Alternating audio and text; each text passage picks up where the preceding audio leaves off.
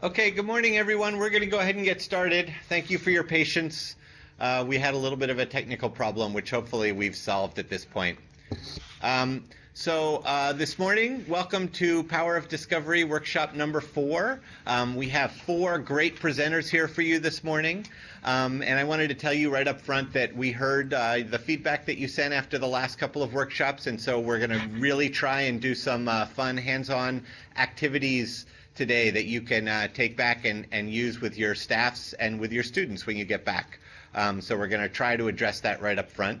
We're also going to be focusing today on professional development, but instead of just telling you about professional development, we're going to give you some demonstrations of some activities that you can use for professional development with your own staffs, and some different styles from 4 different presenters, all who work with, who come from the world of informal science learning and science museums. I think you're really going to enjoy today. So I'm going to go ahead and introduce our first presenter. His name is Kurt, and Kurt comes from the Exploratorium. So hopefully on your screen in front of you, you have the first PowerPoint. The first slide of the first PowerPoint says Power of Discovery Workshop, April 9th, 2013, Professional Development Strategies and Resources for After-School STEM. And we're going to remember to let you know to advance the slides as we go through the presentation. I'd also like to remind you, if at any time during the presentation or during the activities or during the breaks you have a question, because I have you all muted, if you want to just draw a question mark on a piece of paper and hold it up for us so that we can see it, we'll be happy to unmute you and do our best to answer your questions. Okay, Kurt, take it away. Okay, well, welcome everybody. This is my first video conference of this type, so it feels a little less personal than most workshops I've been in, but welcome, thanks for joining us.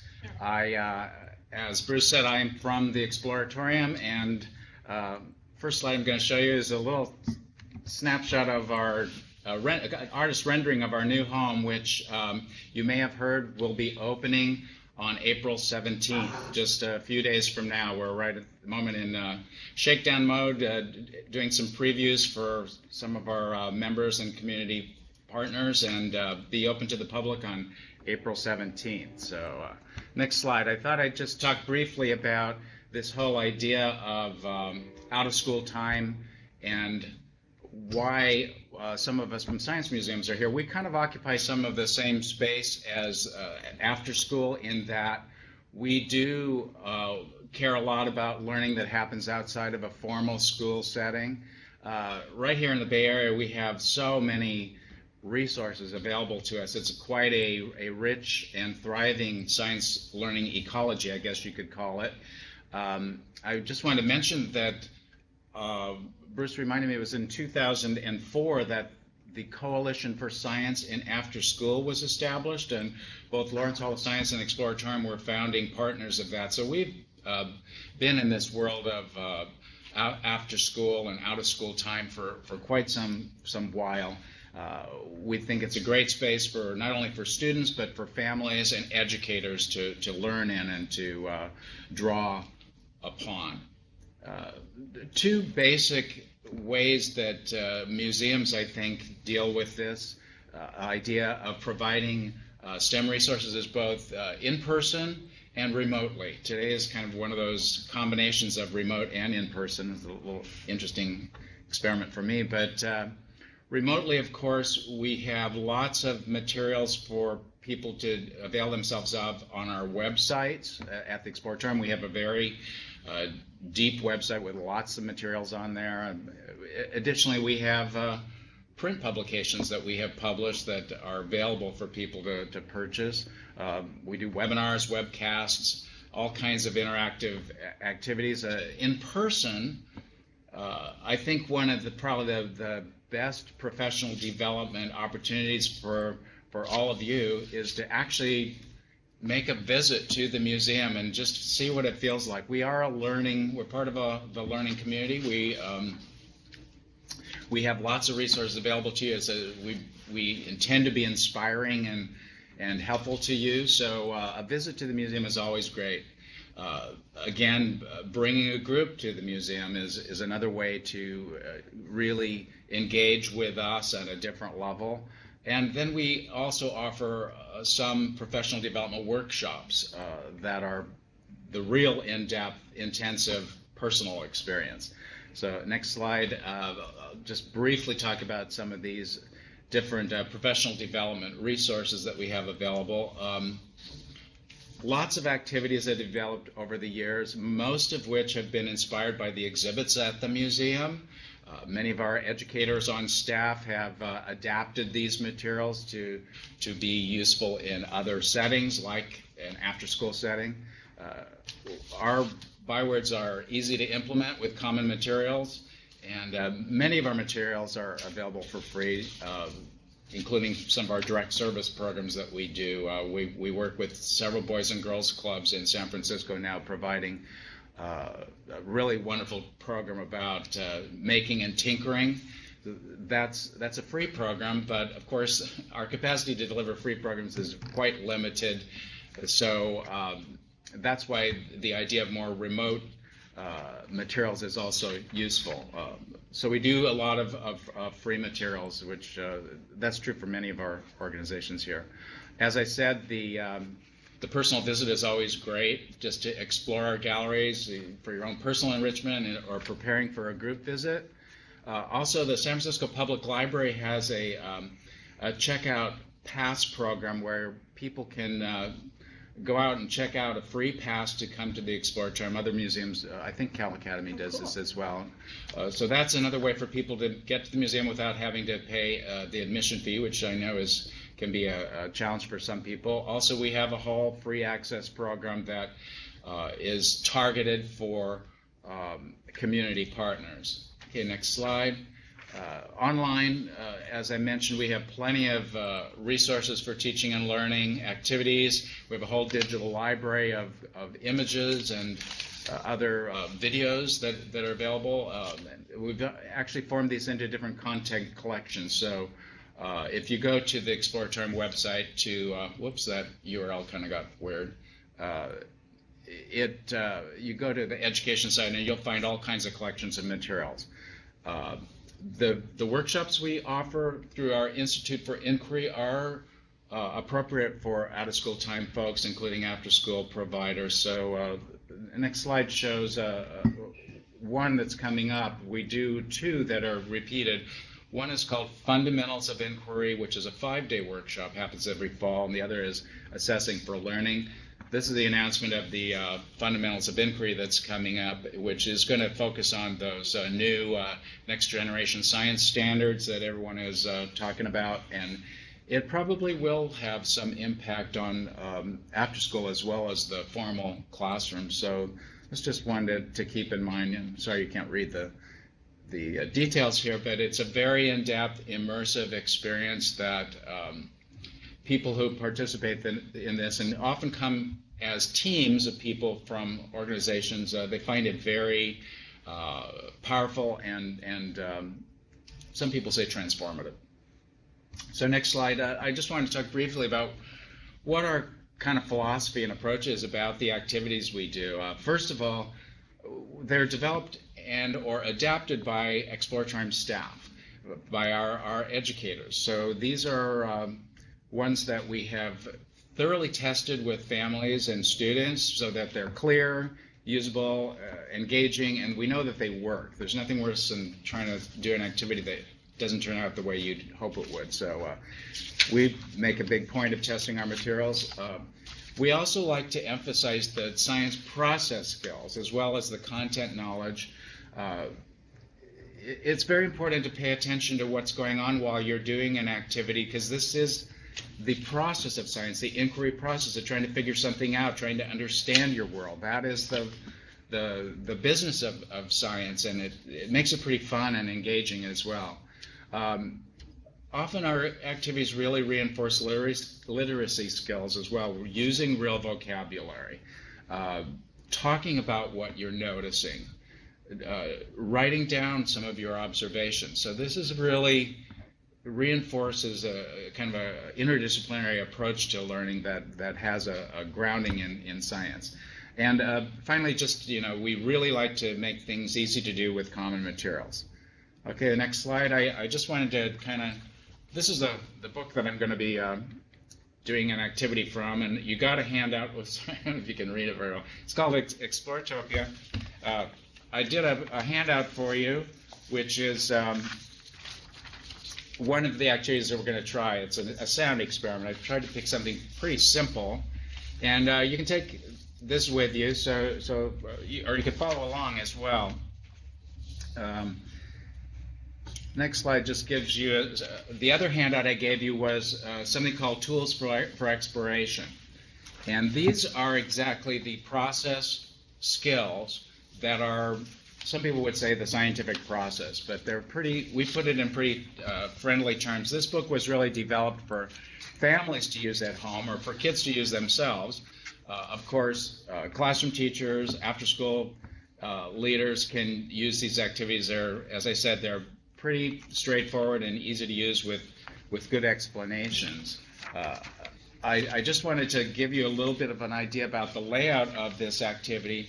We, in the upper left-hand corner, we give you a little introduction. We give you the materials. I'm going to advance to the next slide. We give you an introduction, the materials that you need for the activity, and then the instructions. Pretty straightforward, very clear. And then we move into, on the other side of your handout, what's going on, an explanation of what you just did. And pointing out the tools for exploration that you just used. In this case, it's about asking questions.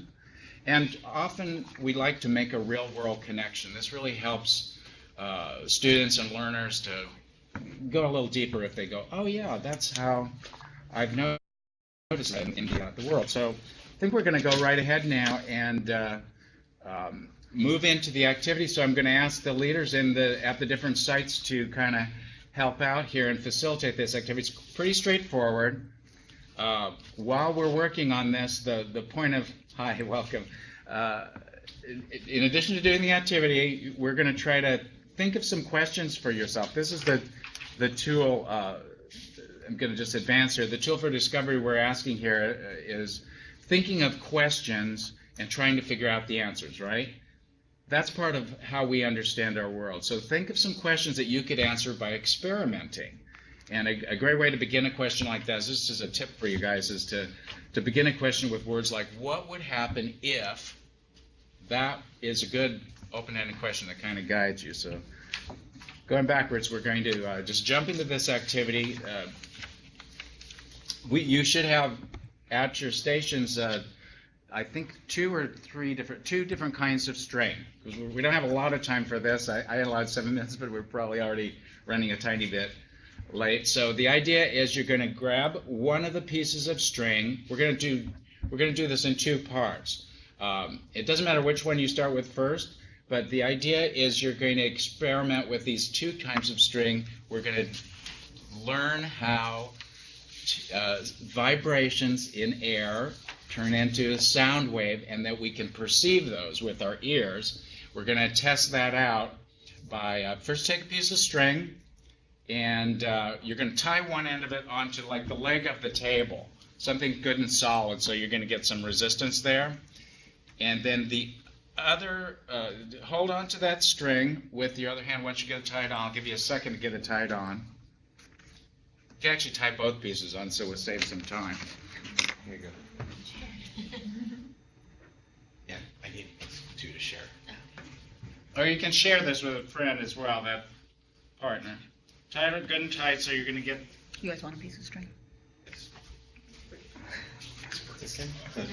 There's extra. Yeah. Okay, now I'm going to just try to pluck this string. I'm tying it, holding it really tight, plucking it. I can kind of hear it, but here's the trick. Wrap one end of that string around your finger and stick your finger in your ear. Now pluck the string. You might want to give them a little bit of time, Kurt. Looks like some of them are still tying. I know, I gotta do pre-post. Okay. Wrap. Okay, you got it all pulled tight there. I see some people are catching up with us here. Wrap it around your finger. First, just pluck it. Yeah, Love it. see what's- You can hear something. Wrap it around your finger. That's so cool. Stick that finger in your ear. I love it. And now pluck it again.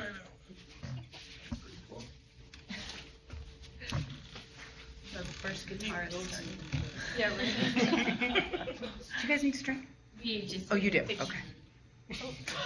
Like to- Now try your second kind of string as well. This is a nylon string, right? This one's good. That versus- See if you can tell any difference. Can I borrow your other string? Sure. You've already got a tie. Oh, yeah, go ahead and give it a try. Could see the difference. That's pretty good. It's a lower note. From the bass to the, Yeah. Yeah.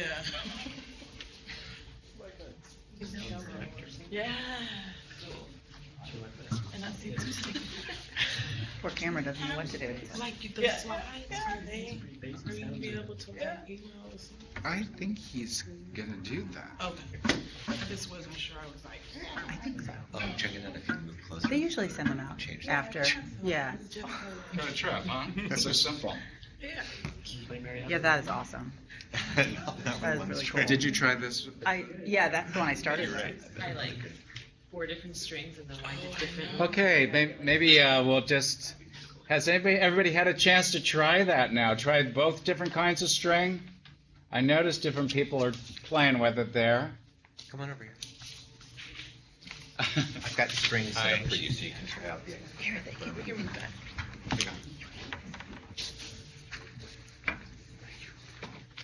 Yeah, you can pull it here. So I guess one question you'd want to ask your students is, well, what did you notice? What did you notice that was different between those two kinds of string? Did you hear something different? First of all, did you hear anything when you plucked it without putting your finger in your ear? Do you want me to unmute them one at a time? See. If they have questions or if people are got the activity of the. If anybody out there wants to raise their hand and volunteer, I'd be happy to. I can unmute you so that we can. You can give Kurt some feedback about his questions. Anybody out there want to volunteer?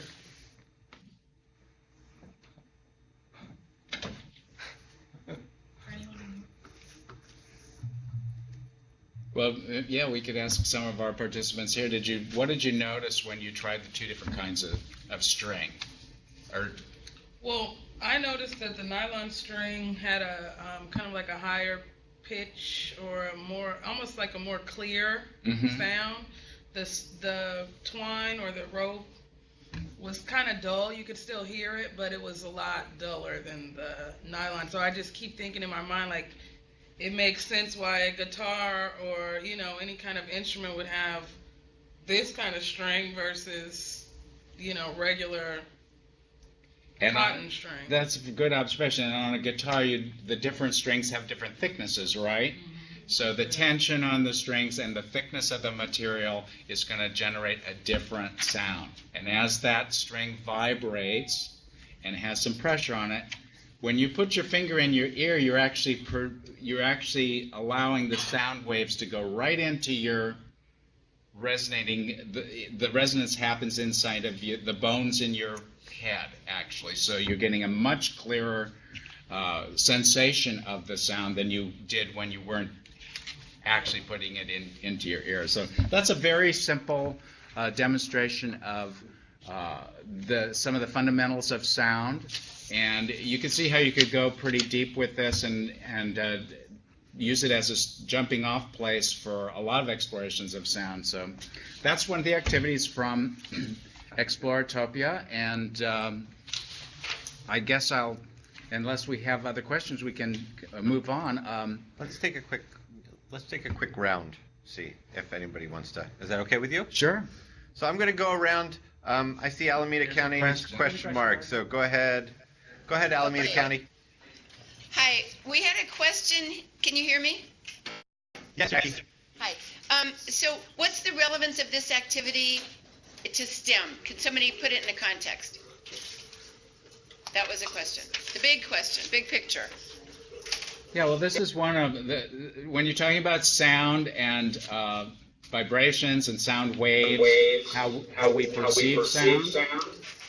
That's one of the fundamental elements of starting to learn about physics and about perception and about our human body. It kind of crosses over lots of different themes, and as you can see, it would be a jumping off point for different kinds of, as we said, literacy, really describing your observations. And again, the tool for exploration we used was asking good questions and kind of noticing and observing and comparing, measuring. These are some of the process skills that are used in science. So does that help with the relevance question?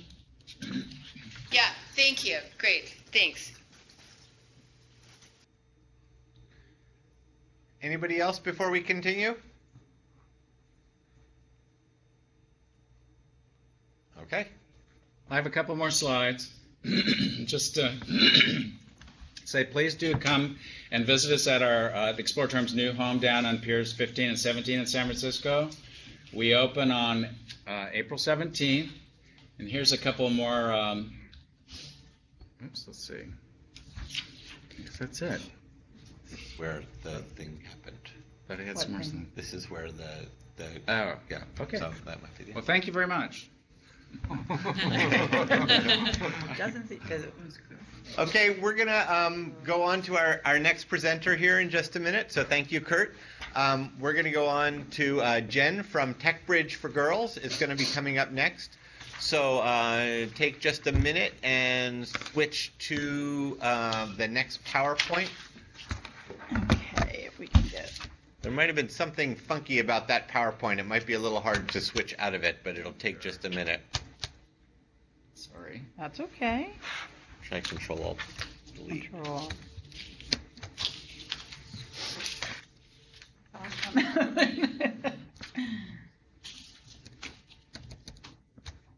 Huh.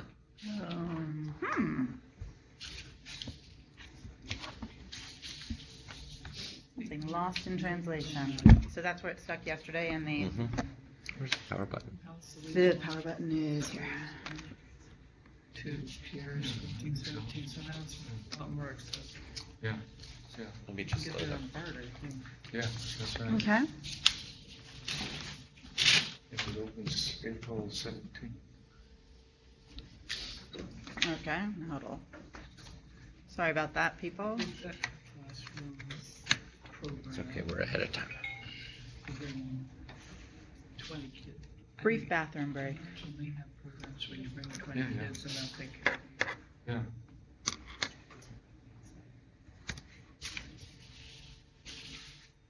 That was an awesome experiment.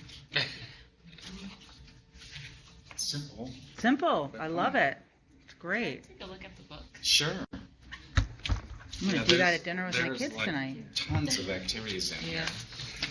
They would be like blown away by something like that, you know? They'd be like, It'd be kind of cool too to just have the kids all just bring in a piece of. a different piece of string. Yeah, you could try it with. That would be great. You know, there's all different kinds you We're could getting try there, with. I think. Well, Oh, does that's it have what to be I off was of saying. I was that? like, I can I was see just gonna even say me, they I'm could run still theirs at off Northern Village. You could do and I feel wire. like it lasts Oh, quite a that's while.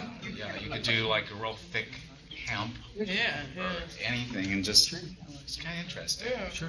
Yeah, with wire. Is that what you said? Yeah. That'd Changing the be- pitch. But like what you noticed about a guitar, That's exactly it. Yeah. and it's some just- of those strings are like. everyone else able you're to seeing a bass transition? violin. Do you know Some of the those strings are presentation? really Yeah, thick. yeah. to get that real deep. Right.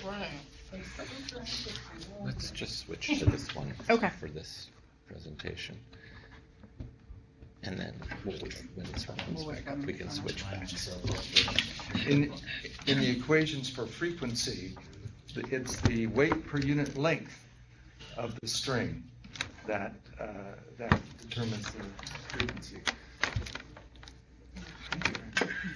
Weight per unit length. So the heavier the weight per unit length, the lower the frequency.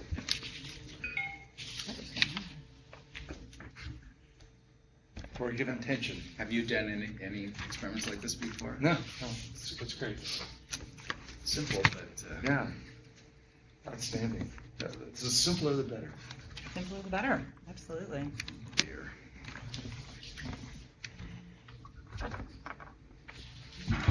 Restart this again, because I don't know why it's.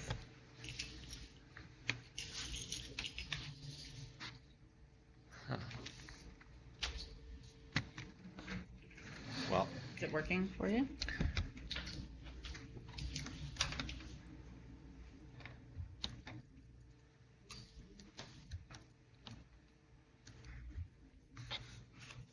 it's not.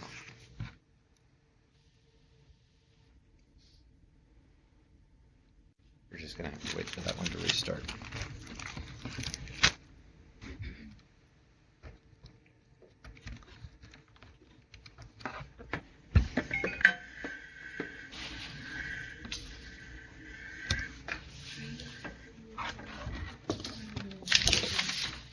Okay, so. What organization?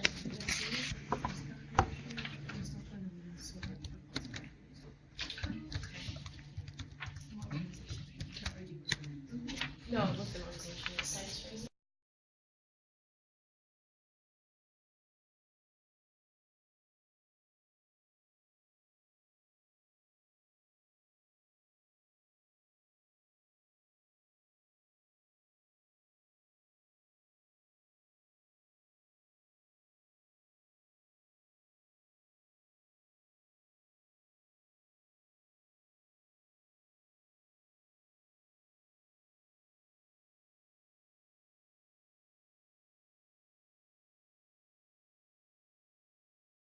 Why it's stuck. Okay, we're all set for the next one. Sorry about that delay. Technical problems. So the next presentation, as I said, is from Jen from Techbridge. And the slide you should all be looking at says Techbridge at the top and the power of discovery STEM squared, and then 3 pictures of kids below it. So I'm going to turn it over to Jen. Okay, great. So should we be able to see them on this month? Doesn't matter? And I'm not sure why that's not happening, but Okay. go ahead. All right, we'll get started. Thanks, everyone. Sorry about that delay there. What I want to do is first start and introduce you to Techbridge a little bit. I don't know, some of you may be familiar with Techbridge, some not.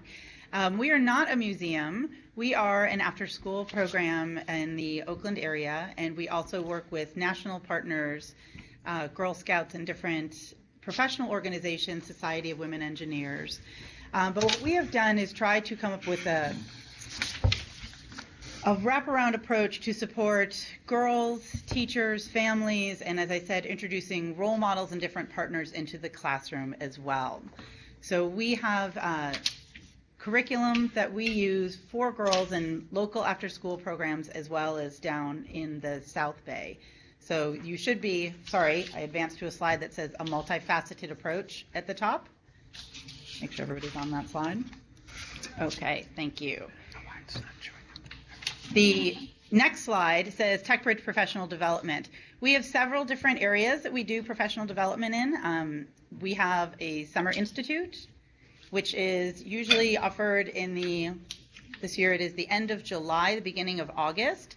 And for that institute, we invite different after-school providers and different organizations from around the country to come and learn about the curriculum, but also facilitation skills. There is more information about this in your handouts as well.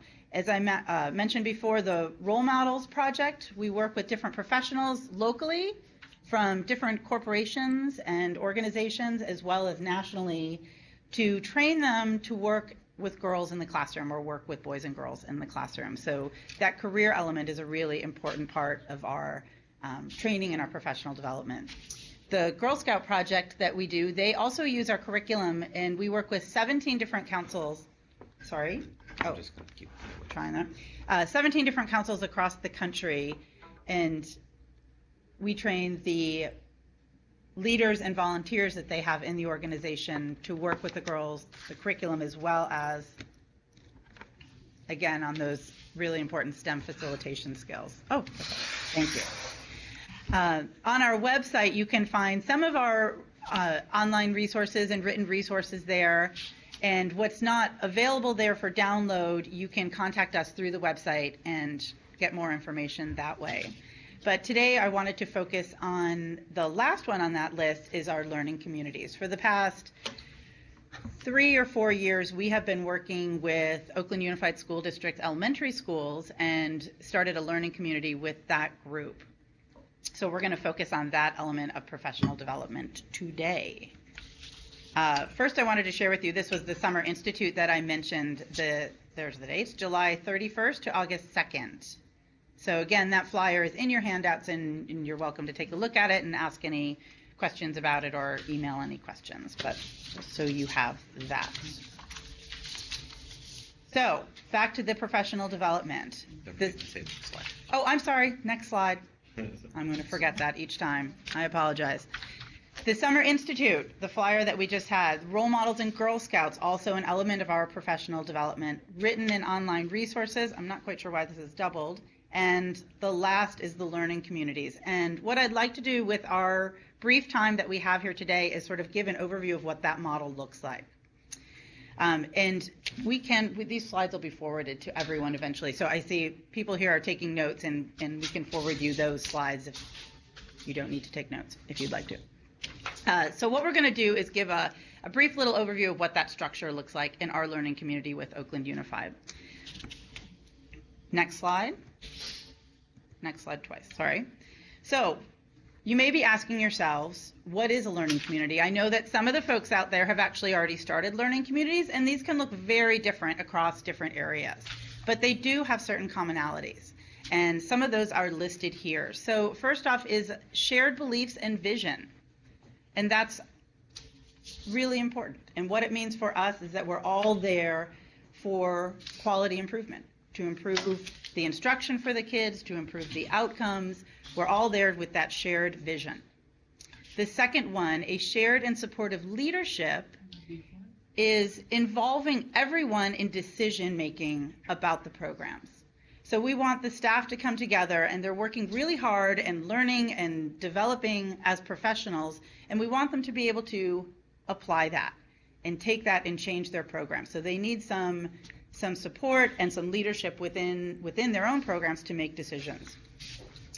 Number 3, the collective learning piece is also really important. That is a shared experience and a shared idea that we all want to explore together.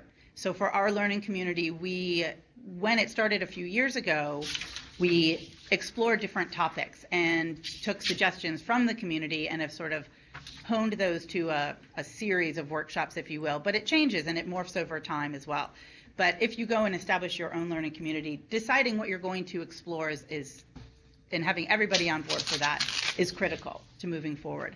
Supportive conditions, we want everybody to be supportive of each other, but this also means just having a place and a time, a designated place and a time to make this happen, which is not always easy. I'm seeing a nod in the room. You know, finding a space where you can all come together and a time in your day, which is obviously very little, to do that. And lastly, that shared practice. What that means is being open to others watching you and being open to you watching others. So be willing to give and receive feedback. So those are the 5 elements that we focus on in terms of developing our learning community. So what we're going to focus on first is that shared learning experience. So as I mentioned, we came together to set a group of different topics that we wanted to explore. For our little trial today with our learning community, we're going to focus on the engineering design process because it's something that's applicable to everyone. We go through in choosing the different topics, why we would choose it. Why is it important to everyone? Does everybody have buy-in for a topic? For this one, for us, the engineering design process, it talks, as Kurt mentioned, about process skills, right? We want to explore problem solving, observing, collecting data, all those good things. Collaboration, exploration, creativity, persistence and growth mindset, and resilience. So you might notice that some of these things that we focus on also carry over into some of those youth development skills that we also want to focus on in our out-of-school time. So those are 2 things that we always want to sort of keep in mind, the youth development as well as our STEM skills that we're trying to find connections between the 2 of those. So we've identified our focus, step one, and now what we want to do is sort of create a shared experience so that we can all learn and reflect and explore this process. So we're going to do a little activity for our impromptu learning community that highlights the engineering design process. And as a group, we have these lovely packets. You're going to be working in pairs for this. And their next slide is the illustration of the design process. During this activity, what we want you to do in your pairs is you're going to be building, and I will explain that to you in a moment, but you're going to be building something with a partner. And as a learning community, what we're going to do is just think about the design process and sort of notice as you go through the building where you are and try to identify those different parts. So this is just an experiment to sort of explore this concept that as a learning community we want to further explore with the kids. So if we can take a minute, and I see a couple of people are passing out materials. There are these lovely packets of materials. In this bag there are toothpicks, excuse me, craft sticks, and tin foil. And then there is, at least in these, I don't know if they're all the same across. No, they're not. Okay. There's also another object that you will use to place at the top of your tower. So the next slide introduces the scenario. This lesson plan, is also in your handouts, and we are obviously doing a very abbreviated version of it.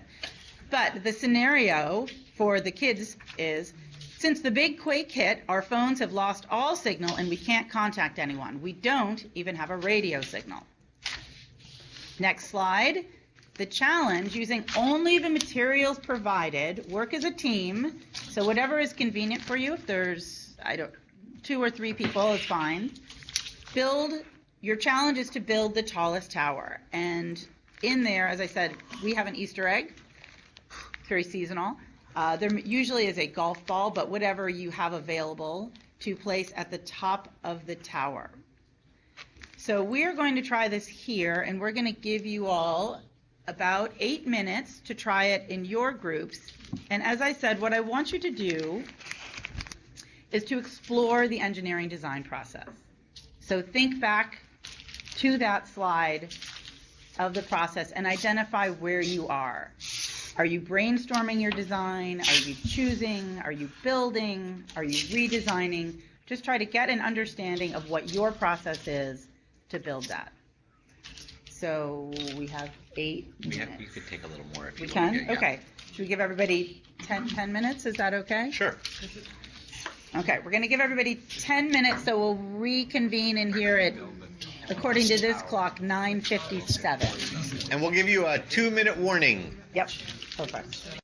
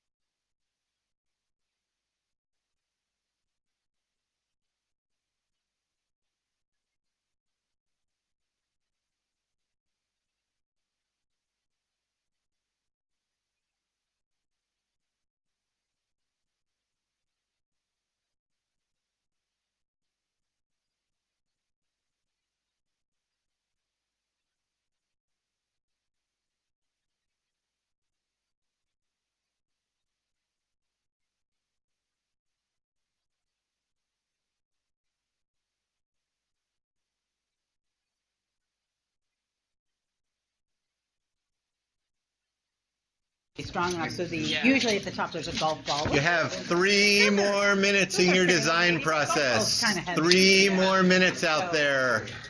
And it's got to be fairly sturdy. Okay, tape.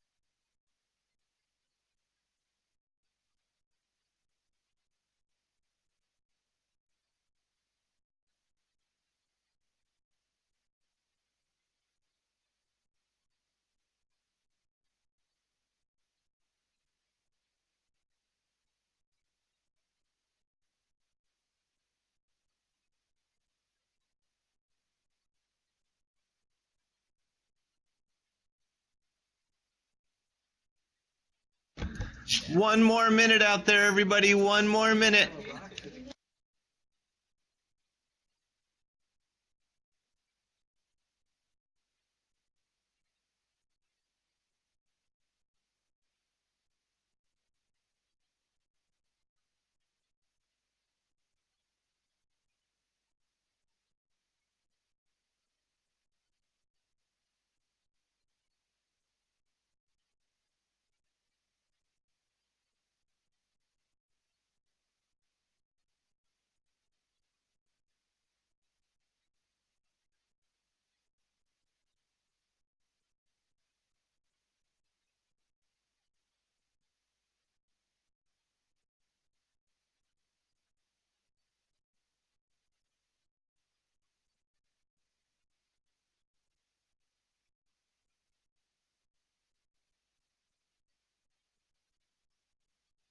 Great.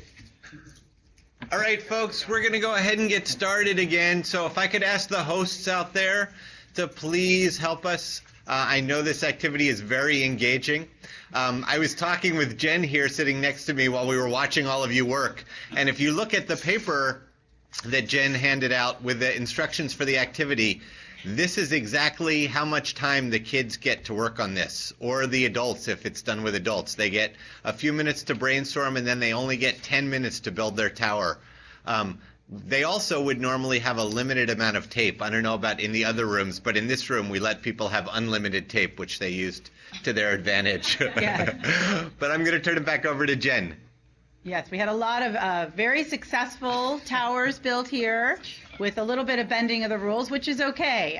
As a learning community, we can certainly change the activity how we want it to, but the idea is that we limit the material, so we have to explore all of those parts and possibly redesign our different towers. But we've got some wonderful examples here, and I can see some really creative structures out there in the world. So we're going to advance quickly to the next slide. So as a learning community, after we have created this shared experience, right, we now have all done this activity, we've all struggled and explored through the design process and get an understanding for what it is and how we can use it, we want to think about the application of that. So as a group of professionals, where do we take this idea and apply it in our classrooms? So together, we come together and think about that. And we've got 2 questions. So one, based on this experience, how do you highlight the design process and make it meaningful for kids? It's fun. We all build an activity. We have chocolate eggs at the top of our towers here.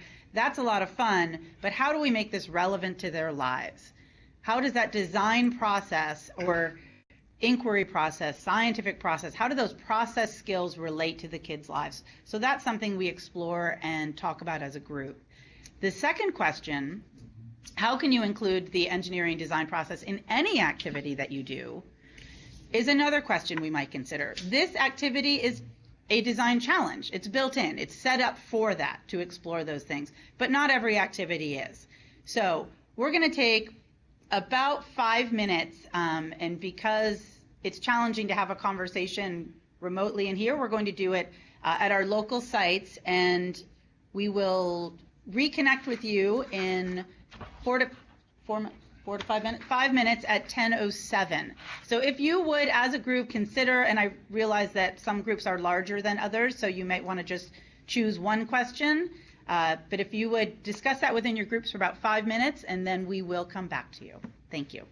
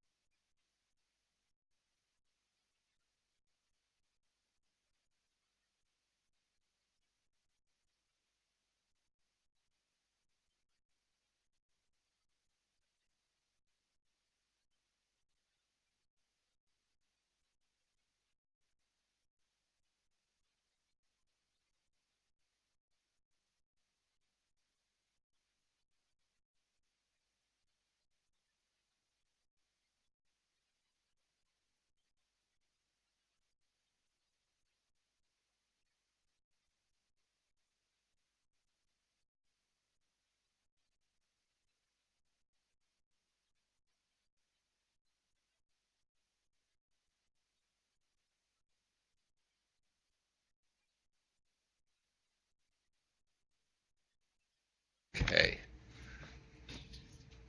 Okay, everyone, if you could come back for a second, I hope you had some interesting ideas in terms of application of this. I have to forward.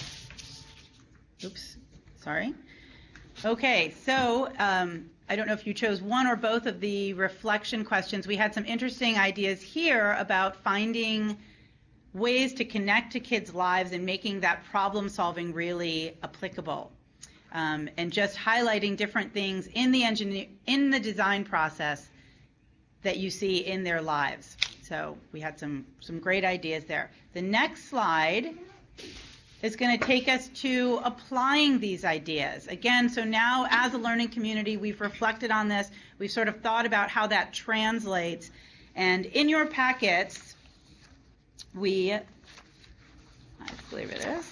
Okay, sorry, I'm finding it there. In your packets, there is another activity that we do to work on applying these things. We all get materials from everywhere. Sometimes we have standard curriculum, sometimes we go to the Exploratorium or Lawrence Hall of Science or Cal Academy and download different things from the internet. What we try to do as a learning community is find some continuity between these and keep true to our learning objectives and find applications for these. So how do we take a simple lesson plan and make it more meaningful? We can look at highlighting the process, finding real problems like we talked about in the reflection, collaboration, creativity, highlighting all those things regardless of the activity we're working on. So an example that we do with our learning community is take a very simple lesson. In your packets, there is this Zoom lesson, which is something that's right off the internet, and it's a really fun activity to do with kids. And this is the extent of the instructions there. Materials needed, you make it, you blow on it, it goes. Very simple. So again, we go back to those key questions as a community and go, how do we make this meaningful? How do we connect this to what we're doing in the bigger picture? And on the side here is really just a simple list of questions that as a learning community we came up with to help us think through these activities so that we as professionals want to know what we want our kids' outcomes to be. We want to make those connections to their lives. We want to make connections to careers. We want to highlight process, whatever it is, but thinking thoroughly through a really simple, wonderful lesson. So that's just an activity that you could do with your staff or with different lessons that you have. The last part is really applying these learning, all the things you're learning in your community to your classroom. So it's that idea that we talked about at the very beginning about sharing your practice and being willing to go in and make observations in other people's classrooms with kids as well as observe them and share your thoughts. So for us, this is a fairly formal process. We have this rubric, which is also in your packet. It doesn't have to be. It can be a conversation. It can be over email. But it's really critical that it happens, that you have the opportunity to go in and see other people work and help them reflect on their practice. This is sort of where the rubber meets the road, if you will. All of the work that you've been doing and trying so hard, until you see what happens in the classroom, it doesn't make much difference.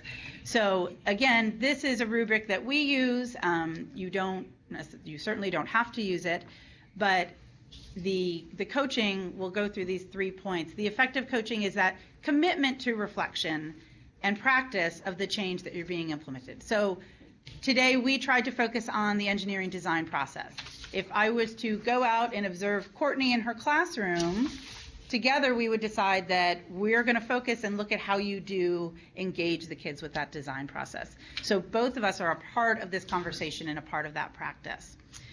Supporting others in the change. So this is positive and constructive feedback, right? We don't want to say that we want to make very specific notes and talk about actions that you're doing and have that person who you're observing say, tell us what you want to look for. So again, both of them supporting that. And lastly, I don't know if you can see it on your slide. On one you can, on one you can't. Collecting the data on student effects and instructor progress. That's really critical. That helps us know if our learning community is making progress, right? We tried something, we learned it, we tried it in the classroom. Did it make a difference? Maybe, maybe not. So all of that data that we collect feeds that learning community and helps us think more thoroughly about our practice. So again, that's a tool. You can use it. Feel free to change it or not use it at all. It's fairly formal, and it certainly, that process does not have to be that formal. So with that, thank you, and we will Take a 15. take a If there's 15. Should we see if there's any questions? We can see if there's any questions, and then we'll have a break following if there's any questions. So any questions out there for Jen before we take our break? Okay, we're Great. going to take a 15-minute break. Thanks, Jen. We're going to be back at 10:30. So 10:30, we'll be back. Everybody, we're going to go ahead and get started again. We are going to make one small change to our agenda. We're going to have Kevin from Lawrence Hall of Science present next instead of Cal Academy of Sciences, so we can try and solve a problem with that presentation for one of the sites. So I will introduce Kevin Beals from Lawrence Hall of Science. To participate in this activity, there's one additional material that you're going to need at your sites that we didn't have on the materials list, which is a small amount of water. So if you don't already have water in the room in the form of somebody's water bottle or something like that, if you could maybe designate, hosts maybe designate one person to leave the room briefly and bring back a small cup of water. And I'll turn it over to Kevin. Hello, can I stand?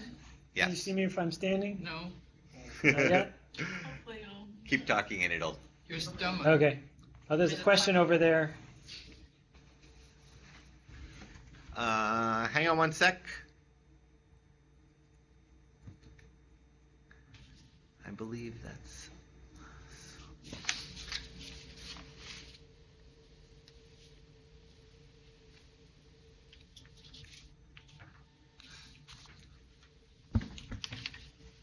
Hang on, Solano County, we see you.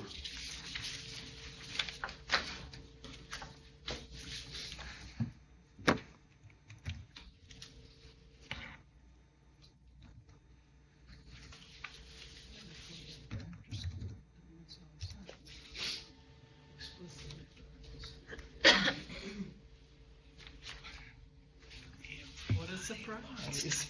I know, what a surprise. What a shock.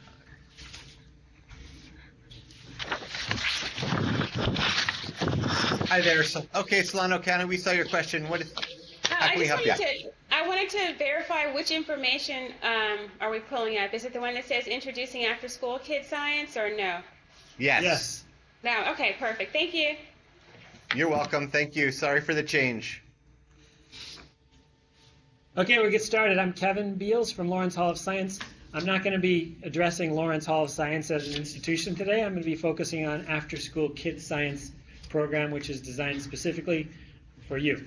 So we're going to do an activity from our Bubbles Kids Science Kit. And let's just jump right into it right away.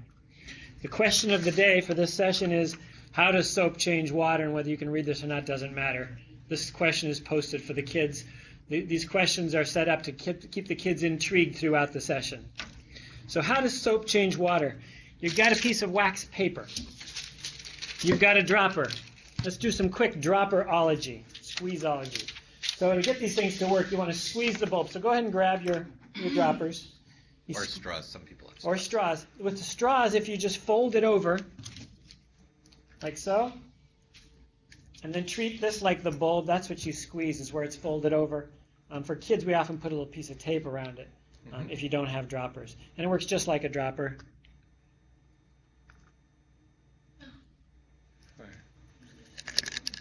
But if you have a squeeze dropper, a dropper thing, the squeezeology thing is you take whatever your bulb is, whether it's a folded over straw or the bulb, squeeze it, put it into the liquid, and then this isn't really a word, but I'm going to use it anyway, unsqueeze, and it fills up with water. Did you see it fill up with water? And then you super gently squeeze it just so a drop comes out at a time. You don't want it so a squirt comes out. That's not a drop, that's a squirt. You just want little drops to come out. So I do this with kids because, especially with young kids, they're like, oh, I can't get this to work. But that's how we would do it. Okay, so what you're going to do in a minute, and don't do this yet, please, and I would be giving these instructions to kids away from the materials, by the way, is you're going to put drops And I want you to just start off with like 1 drop, then 2 drops, not a whole bunch of drops. It's really tempting to start to put a whole bunch of drops out there, but the fewer you put out, the more interesting it is actually to start off. Put some drops on there, and then we're going to check them out. One way to check them out is by getting down like this and looking at it from the side. It's like the profile view of a drop of water. And what I want you to try and figure out is it shaped like a ball, like totally round? Or is it shaped like a hill when viewed from the side? Or is it shaped flat, like a pancake? Not a pancake. We're not starting yet. Remember, we're not doing it yet. What I'd also like you to do is to see if you can take your drop of water for a walk, or more like a drag. Take your stir stick, see if you can move it around, see if you can cut up a drop of water into multiple drops, see if you can take little drops and make them big drops, mess around with drops of water, see what you can do with them. Go for it, please. Please begin.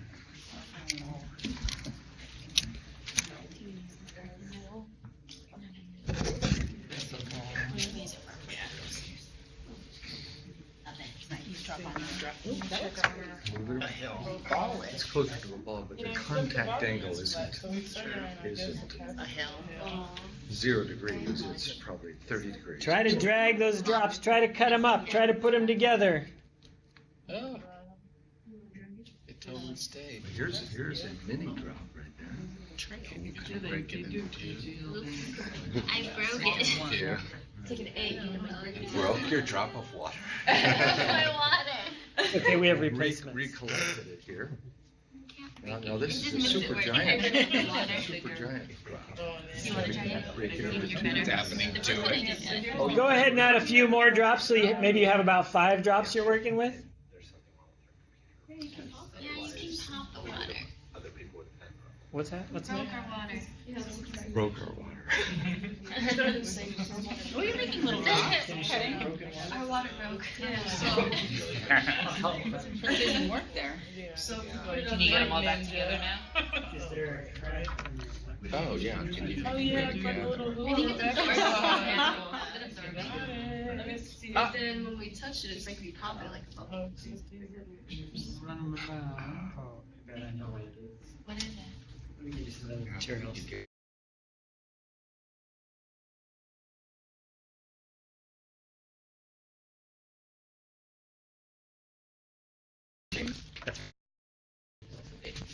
Yeah. Mm-hmm. Definitely doesn't look as hellish as the other ones do. I wonder if that's right. Maybe it's You know, Such a good job of cutting that bubble. I just, yeah, can you break it apart? That's part of it, right? The contact angle between the paper okay. Stay It together. must have been the wrong Bubble. side.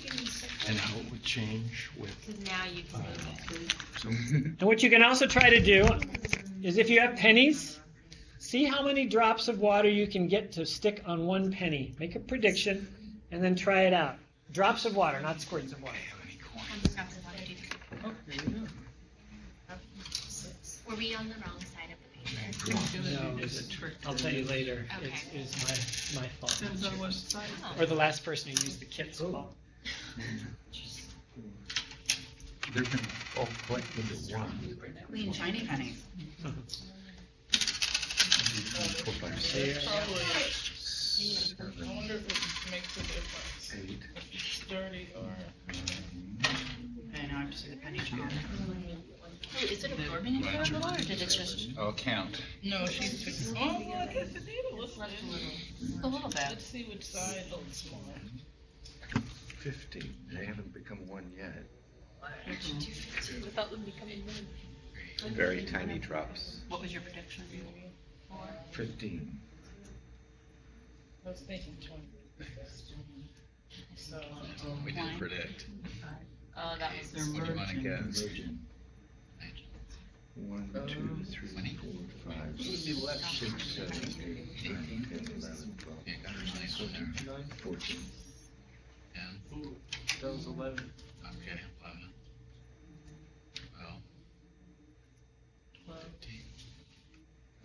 11.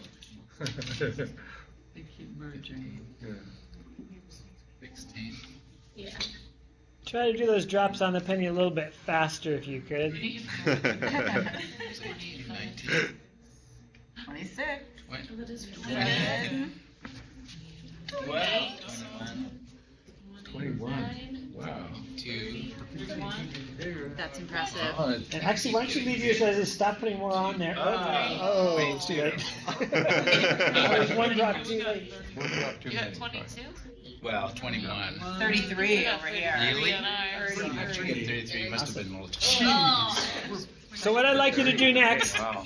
is take a stir stick, dip it in liquid soap, and then touch your drops of water on the penny and on your wax paper with the soap.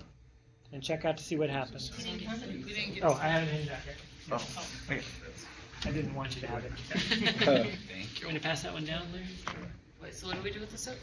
Touch your stir stick in the soap, and then touch your drops of water with the soap and see what happens. Why don't you predict what you think might happen It'll become one.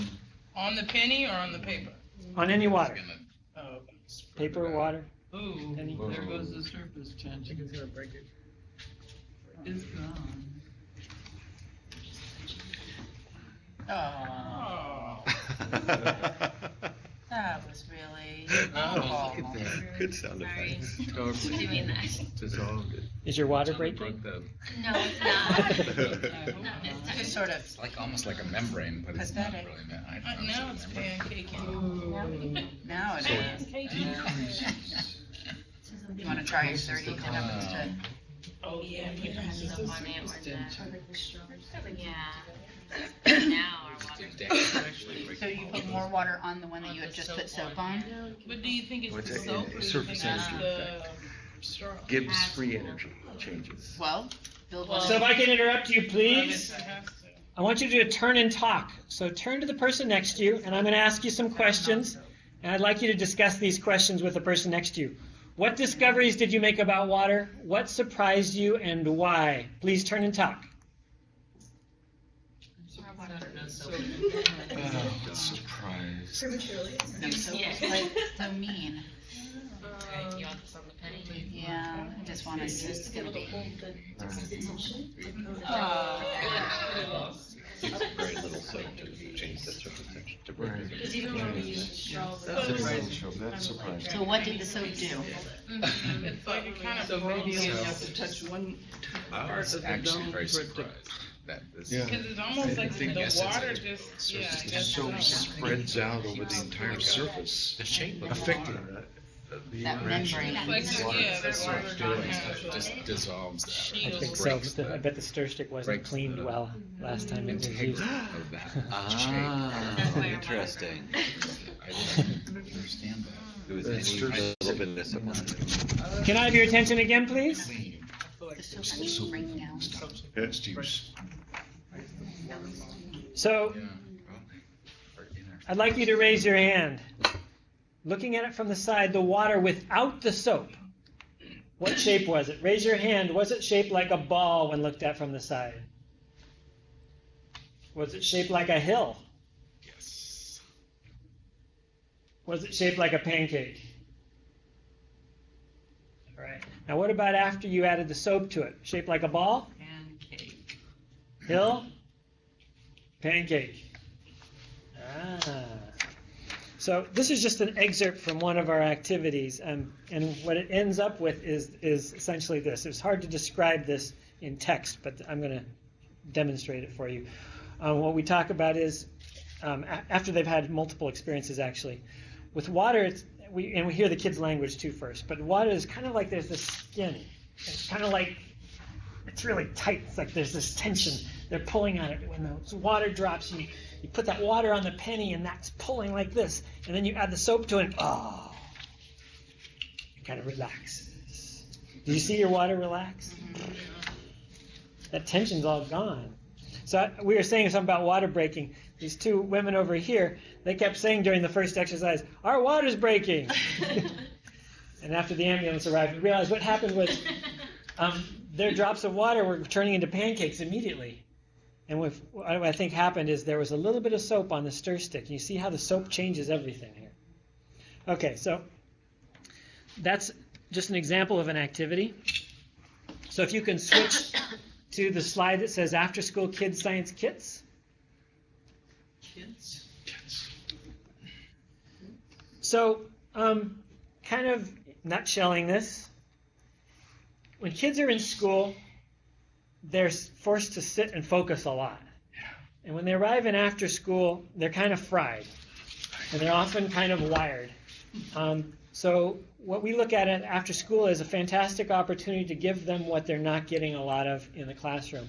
In the last 10 years in particular, kids have been getting much more of test taking and real focused and jamming of content down their brains-ish. And not a lot of time to mess around. So we're trying to, we think that the after-school setting is perfect for this. Because one, they're not getting in the classroom, so let's give them what they're not getting, and it's a really important part of science education. But also, they're fried, and they can't handle anything else anyway.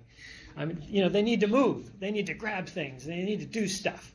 So that's what we're doing with kids, sort of in a nutshell. So they are designed specifically out of school settings. And what's interesting is we've done tons of after-school stuff at Lawrence Hall of Science. And I was like, oh, yeah, I got this stuff down. I know how to do this stuff. And then I went into your programs and went, okay, this is different. It's very different. So we had to really adjust our style for real after-school settings. And we've tested our stuff out at after-school programs now all over the country to make sure that they work in all kinds of different cultural settings, different humidities, or whatever it is, different sorts of settings. So each session, what I was working from is this. This is one session. They're designed to be about 45 minutes, but some people make them a half an hour because that's what they have. Some people make them an hour and 15. They can be extended or short. 45 minutes. Now, in after-school settings, kids don't always show up. When I've presented these programs in after school, these kids show up this time and then they don't show up next time. We've got these new kids, and it's constantly, you guys know this because this is your field, right? So we had to design sessions that stand alone. So if you didn't come to sessions 1 and 2, you can still do session 3. But they also build on each other too. So for those who do come for all 4 in one kit, they get the benefit from the sequence, but you don't have to have been to all 4 of them. And they all start off with some sort of a review for the kids who hadn't been there before too. Let's see. So something else that's kind of interesting is that when we first started this, there are some after-school programs that say you can't do content in after-school. No, just don't do it. Partly because the leaders in after-school, they don't have a strong science background, so we don't know how they're going to deliver it, but also because kids get so much content during school. So we said, oh yeah, well, we want to try this out. So what we decided to do was do one content goal per kit. So that's 4 sessions. Each session has the same content goal. And we did a study on the effectiveness of this, and it seems to have worked, according to our study. So in this bubbles kit, you already know what the content is. It's surface tension. So what I just did with you at the very end there, that's sort of a short snippet of it, and the kids would have done a little bit more discussion about it. But every session is about surface tension, the same content. But it's mostly about exploration and messing around and inquiry and tinkering and all those sorts of things. But there's also the science content, one piece stretched out over 4. This is something else we came up with. Because we do realize that a lot of after-school leaders don't have a lot of science background, but we wanted to have varying levels of content for kids who are curious. So we made question cards. So these are designed to just sort of toss out on the table. And if a kid's curious, how can you touch a soap bubble without making it pop? Then they can flip it over. Oh, that's interesting. Or they can totally ignore it. During the bubble sessions, we actually recommend putting these in bags so they don't get destroyed. But leaders have started using these in ways that we didn't anticipate either. They're using them for like, oh, I have to march the kids from the auditorium to this classroom where we're conducting it. Oh, here's a question for you guys. What happens when bubbles are blown over gas from dry ice? I want you to talk about that while we're walking. And then you get there, and then you flip it over. And there's tons of other ways that people have come up with for using them. So, I'm not going to say everything that's on there because you can read it, and it's true of a lot of these other programs here too. You've heard these things. Standards-based. Probably never heard anybody say that before, right? Someday I want to stand up and say, this is not standards-based. Just because it would be fun. Okay. Here are our different kits that we have. You see the top line there? I don't know if you can see. It says green science. On one of our screens you can see it, and the other one you can't. So those are 4 kits that have to do with green science. Alternative energy. There are 4 sessions on alternative energy. 4 sessions on food from plants. 4 sessions on fresh water, and 4 sessions on waste not. And then we have life science, physical science. And then down at the bottom, and we actually, yesterday I tried to find scanned pictures of the covers, and I couldn't find them, and I couldn't find the covers, so I don't have the covers there. But we have 2 forensic science kits. One is mystery detectives, and one is crime lab science, and I hear some oohs in the room. And actually, when I was doing mystery detectives in a Berkeley after-school program, at the end of it, I physically had to push the kids out the door. And as I'm pushing, they're walking backwards going like this. But then they did this. Highly motivating topics. Okay, let's move to the next slide. So video clips. We've made a bunch of videos, and they're all free online, and we're going to take a look at 2 of them during this little presentation. So the how-to videos are, like we have a video I'm going to show you in just a second on how to present bubbles, that kit. And then we have leaders tip videos. Those are more ideas, general ideas about how to ask questions, or how to manage kids outdoors, or how to manage materials, those sorts of things. So if you can go to the URL for, advance to the next slide, and go to the URL for the After School Kids Science site. And if you scroll down to the bottom of the page, you can see that there are how-to videos. It says how-to videos. If you can click on that tab.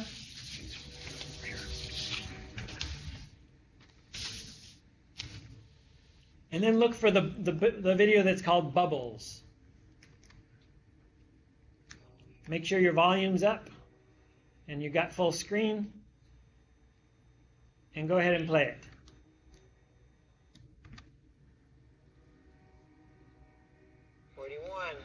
Forty-two, 43, 44, 45, 45 drops of water before it fell off of the penny. And the water stayed on the penny so long because of surface tension. And surface tension is the learning goal for the bubbles kit. Surface tension is caused by attraction between the water molecules. They're attracted to each other, and there's this tension between them, and that's what kept the water on the penny.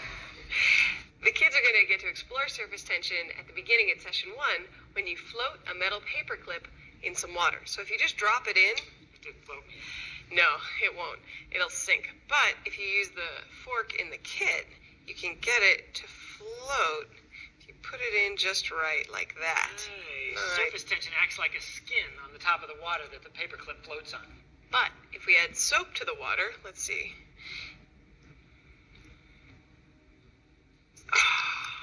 You relax the surface tension so that there's no more skin and the paper keeps freezing. The kids investigate surface tension in session 1 by putting drops of water on wax paper like this.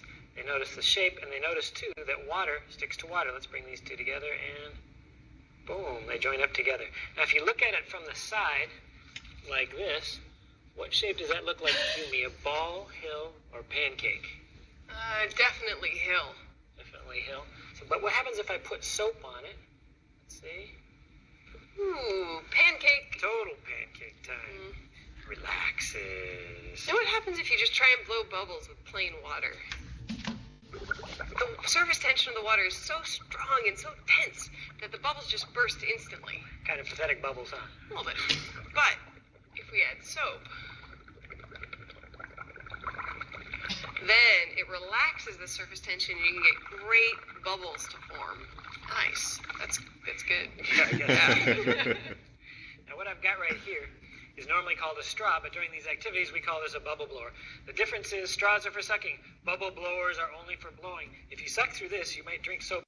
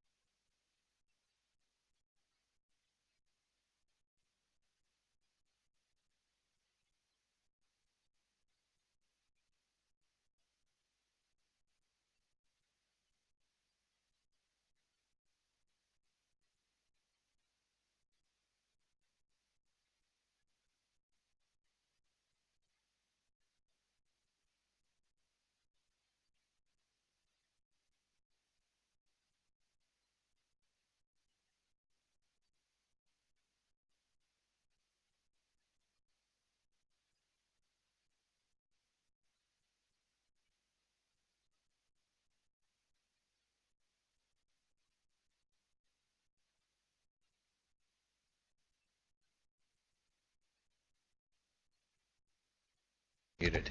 Hi, Solano County. We can hear you now. Okay, thanks.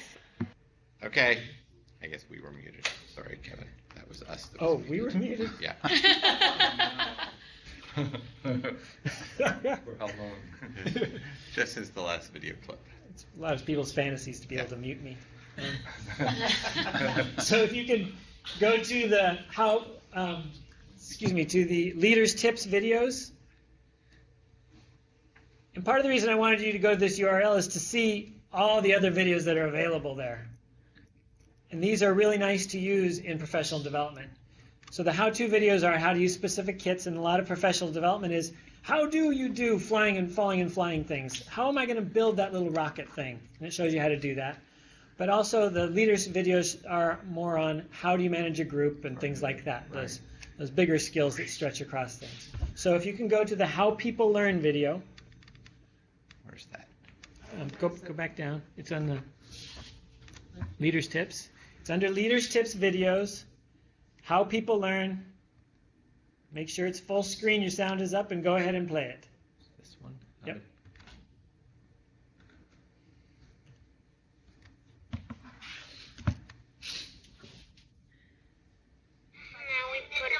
There's a lot of information about how brains work and about how people learn. In after-school kids science, we use this information to design activities for kids.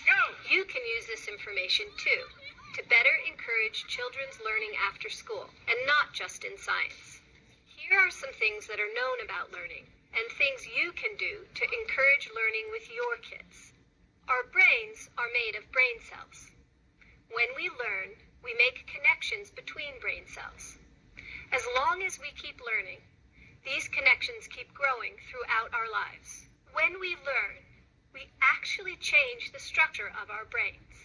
I think it's this one, look. It's this one. Maybe it's from the time we're born, we explore the world around us and try to make sense of it. A lizard that's eating the ants. Like scientists, we come up with ideas and explanations for what we see, test them out, and change ideas when they don't make sense to us anymore. As we make connections between ideas, we make connections in our brains. Learning is about making connections. When we help kids make connections, we help them learn. Kids already have lots of ideas based on their experiences in life. When they truly learn things in your program, they are making a connection between new information and ideas they already have. Wait, and magnets on the map? See that? I read that tiger sharks eat like garbage in the ocean. I want you to keep all these ideas about how the trash is bad for your animals in your mind, and think about it though, okay? Keep that there, okay? When you introduce a new topic, ask children what they know and what they wonder about it. Help them make connections between new information and the ideas they already have. If you tell children something that doesn't fit well with the ideas they already have, they probably won't accept it. They may say they get it, be able to memorize it, and even use it to pass tests, but they usually won't really believe it. People don't learn ideas well by just memorizing without understanding. They can't use the information well in the real world. People need experiences to really learn. Raise your hand if you got 2 food pieces. You survived.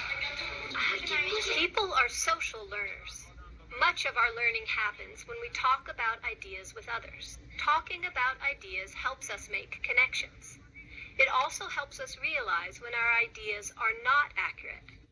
You can help the kids learn by encouraging them to talk to each other about their ideas. This is a regular and important part of the sessions. Research confirms that when children explore interesting materials in hands-on ways, they're more likely to discover what ideas make sense and to make connections and corrections to the ideas they already have. When children are interested and motivated, they spend more time thinking and exploring, and they are more likely to really learn and remember. To help get and keep kids interested, quickly get them into an activity without telling them too much information at the beginning. Use interesting and real materials and give kids lots of time to explore them. Keep children challenged by making sure activities aren't too easy for them, but also make sure the challenges aren't frustratingly hard. Use suggestions in the handbook to adapt activities for older or younger children, and make connections between what they're learning and their daily lives. Each after-school kids science session has 3 parts: engage, explore, and make sense. These are based on something called the learning cycle. This cycle helps introduce ideas to kids in the way they naturally learn. During engage kids by getting them thinking and talking about what they already know or what they wonder about a topic and how it relates to them. During explore, kids explore interesting materials and ideas. They start to figure things out and come up with questions. And finally, during make sense, children make sense of what they've done by reflecting, finding connections, and thinking about what they've learned from the experience. Throughout each session, encourage the kids to talk to each other about their ideas. An important part of learning is thinking about what you've learned and how you've learned it. Go ahead and cut it. Funding provided by Oracle. Have you all finished with the video? Check the mute. Thanks, yes.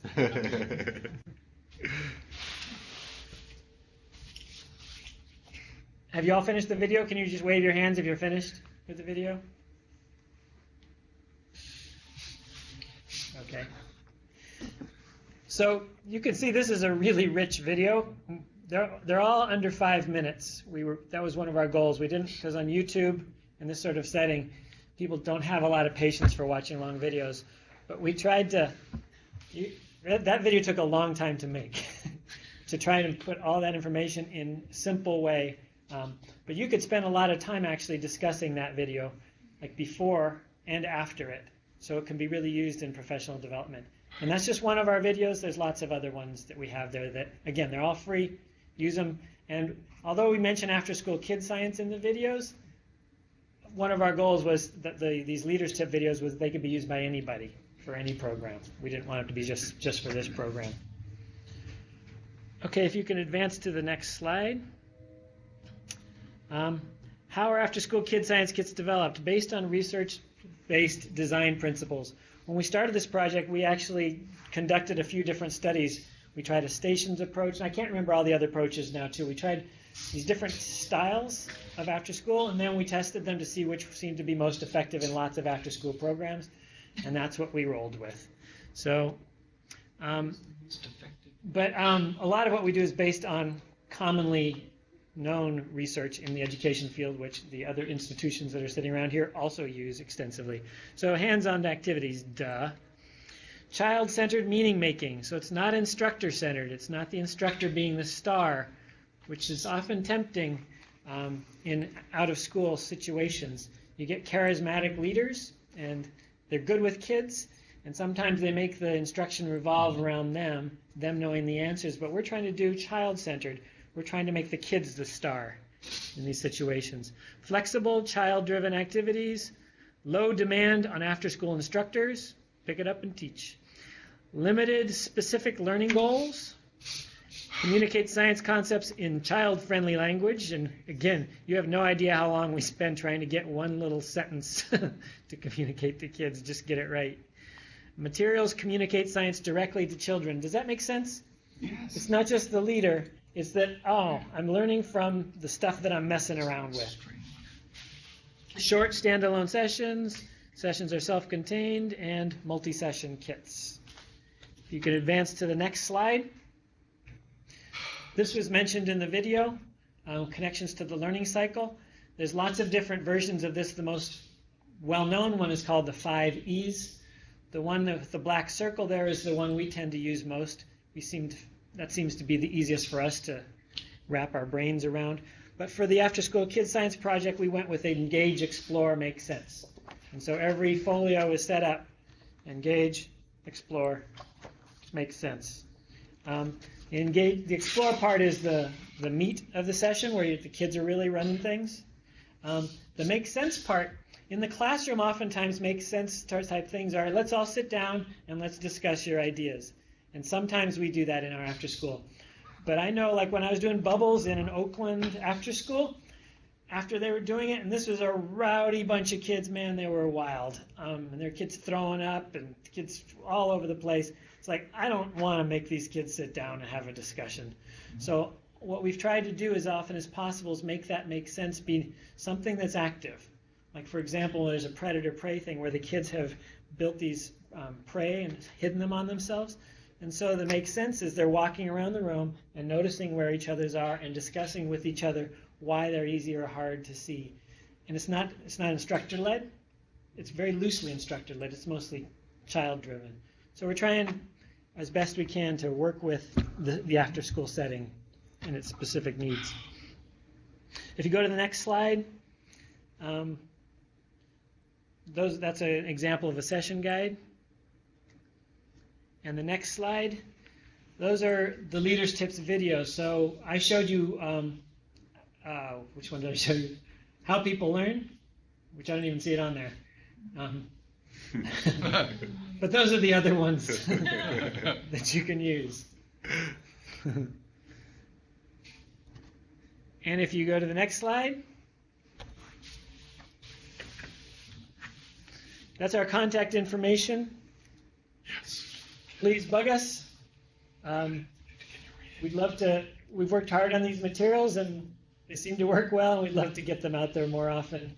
And we'd love to do more professional development with y'all. Does anybody have any questions or comments? You can be in the room and have questions or comments. Brazil? So, if we were interested in trying to figure out how to get these kits, how does that work? I mean, how do we... You can go to the website. I mean, but is there a cost, or are they Yes. rented, or... There is a cost.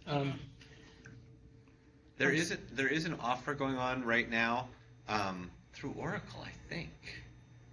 There's a discount. There is a cost for the kits. I don't remember what it is, but there's a half price offer going on right now. You can buy them either through Lawrence Hall. You can also buy them through the Developmental Studies Center. It's a limited offer, and I'm not sure if it's expired or not at this point. Oh. But look into it, because it is a half price. When you make science kits like this, for somebody like me who likes to make things accessible, like a lot of educators do, when you go to a kit-based, kits just cost a lot, even though, we make them with really simple materials like this, and straws and cups and things. But once it gets built, we see you, Alameda County. We're just. It ends up costing some money. But even though, there's some kits that have these solar cells and things that are kind of a little bit harder to pick up on your own, a lot of the materials are like this. So just off to the side, go ahead and build your own kits as much as you can. And we sell replacement kits. Whatever, you don't need replacement kits. Just go to the grocery store and pick up some pennies and straws or things like that. Let me get Alameda County. Go ahead, Alameda County, with your question. This is really a comment that programs can borrow the Kids Science Kits from CASRAC, the California After School Resource Center. That's located here at Alameda County. And people have gotten information about CASRAC before. They presented in a previous session, but I'm sure all the local hosts know about CASRAC. So you can borrow those kits for free for about 3 to 6 weeks. Okay? Awesome. That's fantastic. I didn't know that was happening. Are there ways that you can deal with more advanced kids who are really sailing through the material and those who are just struggling with it? How do you deal with that span of understanding and keep them all engaged? Well, when you're doing in the Exploratorium and Academy of Sciences, and you all will agree with this too, I'm sure, when you're dealing with materials, the materials in large part do that job for you to a certain extent, because a kid can take a material as far as they want. And when you're dealing with discussion questions, it's the same sort of thing. People, when you're doing discussion, you can take it deep or you can take it shallow. But in addition to that, in the handbook, we have extension ideas going both directions. How to make it a little simpler or how to make it more complex. Wow. Any other questions or comments? Thanks, Kevin. All right. Okay, we're going to go next to Courtney from California Academy of Sciences.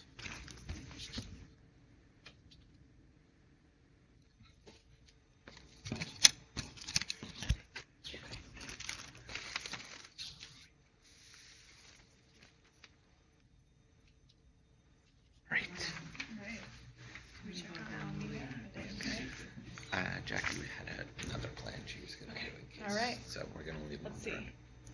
Go back. All right. Hi, everybody. My name is Courtney Rudd, and I work at the California Academy of Sciences. And I'm actually really glad we ended up switching to go after Kevin, only because our program is middle school, after school, and we're making kits and professional development, but we're maybe a few years behind Kid Science. So what I'm going to do today is present a case study and what we're trying to do to model professional development and create this program, and also give you something that you can walk away with today that could be a really great way to integrate science in after school, but also you'll know the name Science Action Club, so when we do expand, statewide and get to have our kids just like Kid Science, you'll know our name and be able to access us. So, don't forget to say next slide. Oh, next slide. Sorry, I'm probably going to forget that, but I'll do my best. Just briefly, we in the academy we have an approach that we are taking for professional development, and it's similar to the design principles that Kevin mentioned, but we really want to emphasize leaders are gaining new knowledge, skills, and attitudes, but also we're helping create a professional sense around doing science and after school, around being an activity leader, and how important that role is, and creating a community of professionals, just like Techbridge mentioned as well. We also, one of our big initiatives, and something I'm working really hard on right now, is building bridges between in and out of school. And now I've also been in a lot of after-school programs, and I realize there's even systemic issues with in-school ends at 3 p.m. and after school is later hours. But how can we create alliances and partnerships that can build the bridges even though we work at different hours and even different lead agencies and work in districts or not. So I'll talk a little bit about our initiatives around that, and I'd also be happy to talk a lot about that offline because it's one of my interests. Also, we want to foster connections and alliances by talking with you all today and maybe continuing the conversation after the presentation today, and creating communities of practice. And it reminds me a lot of what Techbridge was talking about earlier today in terms of getting the activity leaders together and having them build on their experiences and really highlight, hey, how did that activity work for you? And have them step up and say, this is how it worked for me, or this is something different that I did. One of our activities is edible bird nests. And it's a design challenge where we give them a certain number of tools, and students get to make a nest based on a different size egg, whether it's a grape or an orange. And one of the activity leaders came to me and said, you know, my kids couldn't really handle the sugar, and I couldn't really play with food, so I used craft materials. So it was an awesome way where we really try to draw on the leader's experience and expertise, because at the end of the day, they're experts at doing science and after school and working with the after school and youth development. Whoa, I'm still on that same slide. And virtual and blended learning are things we're working on right now. We do 2 multi-day workshops each year, but then we're working on creating webinars as well as videos onto the iPad. So all of our kits come with an iPad, and so we'd load up all the videos that helps the leaders do the activities on there. So now I'm going to the next slide. Just overall, our approach to, this is our out-of-school time programs at the Academy. I only highlighted Science Action Clubs because that's the only one that's out in the schools, and hopefully, as I mentioned, expanding to much more in the coming years. We're at 10 schools in San Francisco right now. It was 8, and expanding to 2 more in the next month or so. Sorry about that, jumped the gun. But we do have these other opportunities for youth. So I know I'm speaking to a lot of different folks across the Bay Area, but there's many different ways for youth to engage with our museum, and I just want you to know we just launched our website on youth programs, so you can definitely check out the different ways youth can get involved in our program. So I'm on the next slide. And the Science Action Club program, one of our goals is to promote leadership in out-of-school time. When we first started the program, we were going into the schools and leading the science activities, and that was great. But at the end of the day, we want to make it a sustainable program and also highlight the strengths of our after-school programs we partner with. So now it's more of a train-the-trainer model, and we want to equip all of you to be able to do science and after school.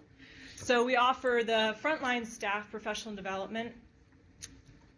And we serve, as I mentioned, middle school students. So we're serving about 400 a year in those 8 after-school programs in San Francisco. And one of the core aspects of our program is that we're linking it to citizen science. And I'll talk a lot about that later, but it is the core of what we do because the kids actually get to be scientists in after school. They're doing authentic science data collection for NASA or Cornell or the Academy of Sciences. And the after-school environment is a perfect place for citizen science. So I'm excited to tell you more about how you can even start that tomorrow if you're interested. And then again, we want to promote those professional networks. And you can see on the slide a group of students from Denman Middle School on the top, and then one of our activity leaders out of training learning to use the iPads that we lend them.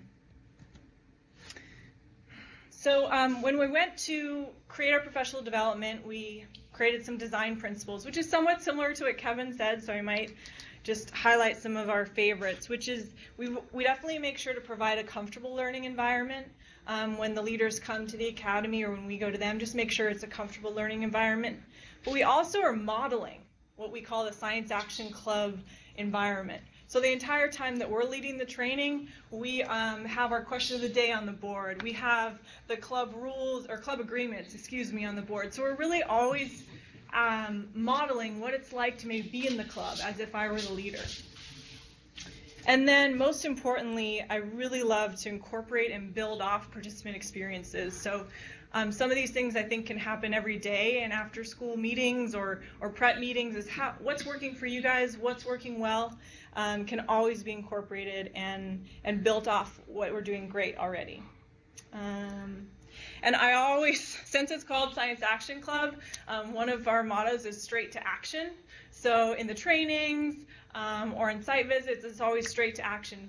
As Kevin mentioned, very little description of what we're about to do. Let's give you the tools. Let's build some edible bird nests or whatever the activities are that we're doing and go from there. So those are some of just our philosophies, but sounds like we're all kind of speaking the same language. Next slide. Let's see. So we like to think of our areas of impact for the program, and I think for all of us are that we're definitely impacting the youth. So we're giving them hands-on, engaging experiences. With activity leaders, our goal, and we're actually doing research and evaluation on this, is to build confidence and competence around leading science activities. So I like to use the term co-learning, because I think of myself, I'm not an expert in bird ecology, but I could go out into the after school and co-learn with the youth and lead those activities with them. So it's kind of a way to be able to step back and say, okay, I don't need a science degree. I can still go and say, if the youth asks me a question about, what's the fastest bird in the world, I could say, that's a really good question. Let's look it up.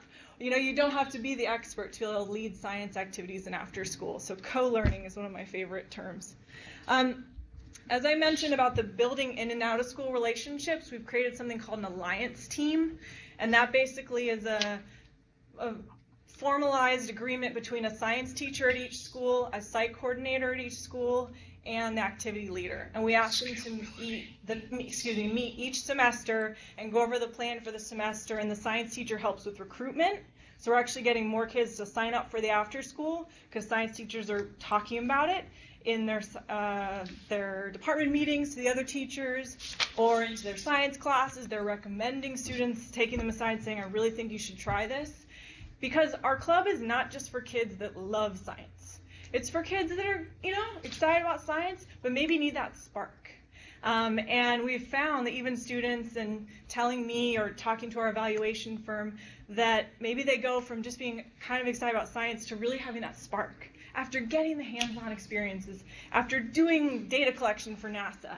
So really just that in-school time can be really powerful to recruit and get more interest. And all of a sudden the principal knows about Science Action Club, and there's a lot more connections going on. I'd love to talk more about that and have ideas and questions too on that as we move forward.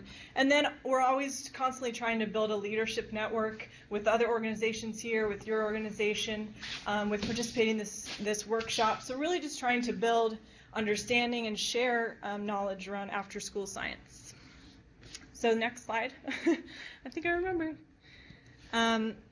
So for activity leaders, we really are providing resources, but also emphasizing co-learning. And I think that really could probably apply to any aspect of after school, whether it's art or math. But for science, it's one thing that we love to say is just that we're emphasizing co-learning. So we're doing that through workshops like this or in person. And this is a picture of the activity leaders playing a forehead card activity to learn the bird names so they can start collecting that data for Cornell Lab of Ornithology. So we give them training in citizen science.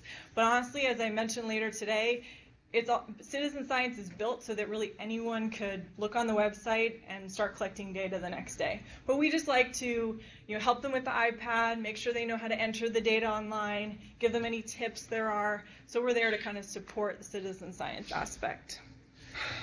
And then we created these kind of structured curriculum modules, because we first went into the after school and was like, oh, this is great, let's try this, let's try that.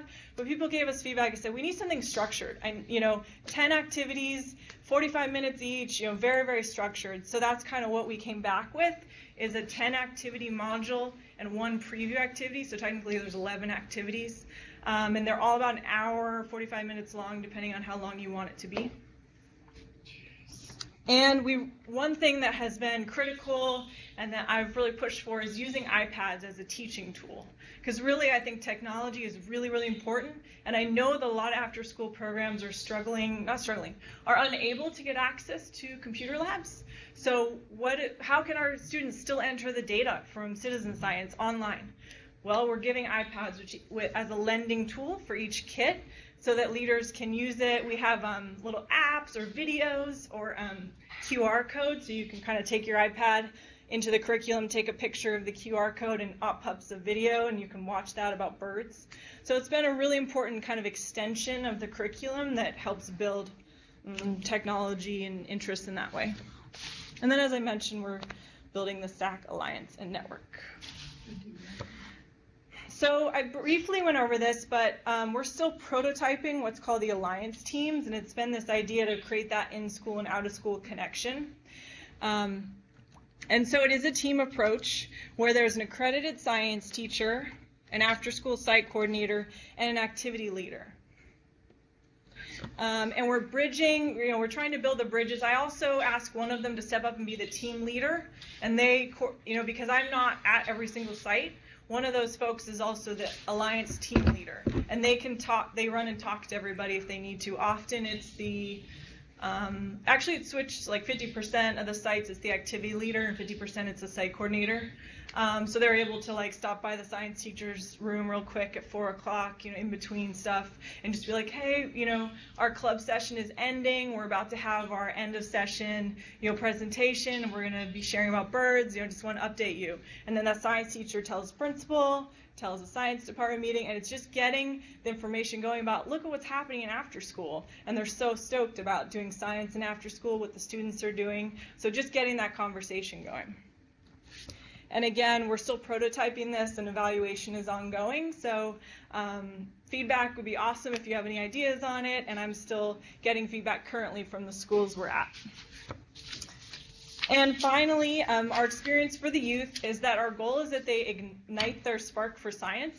And really what I mean there is we just want them to get excited about science. I would not say the goal of our program is for every student to walk out wanting to be a scientist, although we probably need every student to be a scientist because of the amount of careers in science that are happening. But it's more just getting them excited and having that spark for science that'll be with them their whole life, hopefully. Because science is in what we do every day. I look out the window every day and I'm like, what am I going to wear today? I base, hypothesis and predictions and figure out what I'm going to wear. That's science.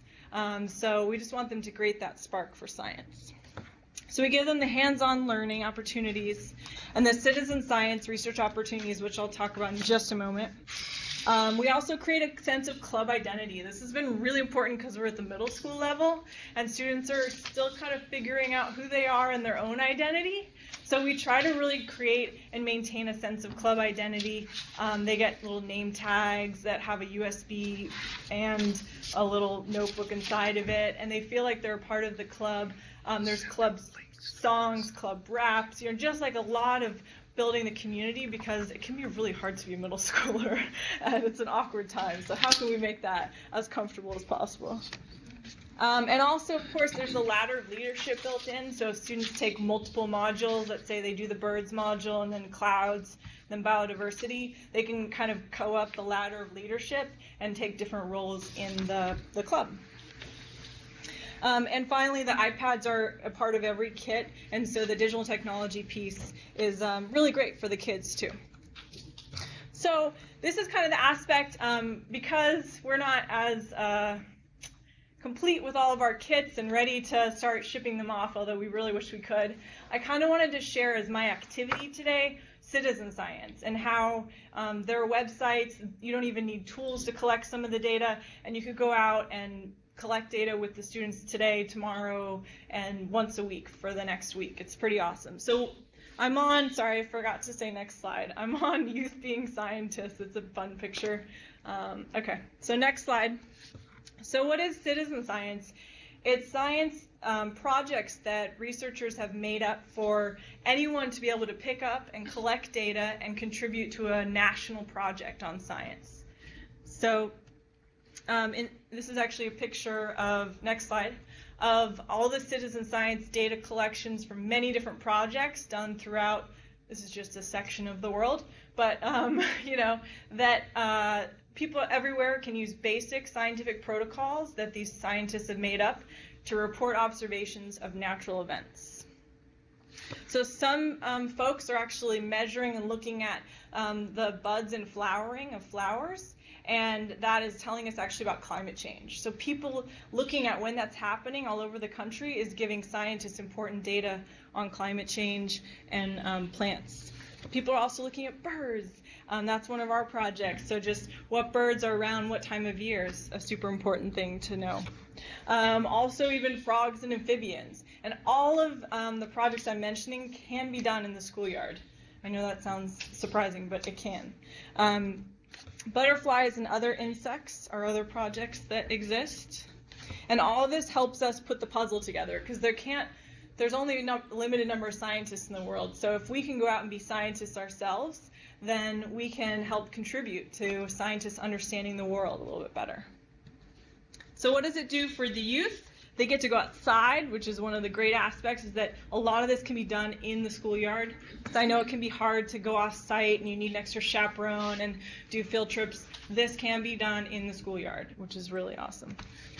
It's an authentic way to do science learning, and what I mean by that is it's really motivating. When you know you're contributing data to a real science project, that kind of flips the switch. It makes it a lot more real. It means like, I have to collect this data because NASA scientists really need it. It just really adds another layer to it.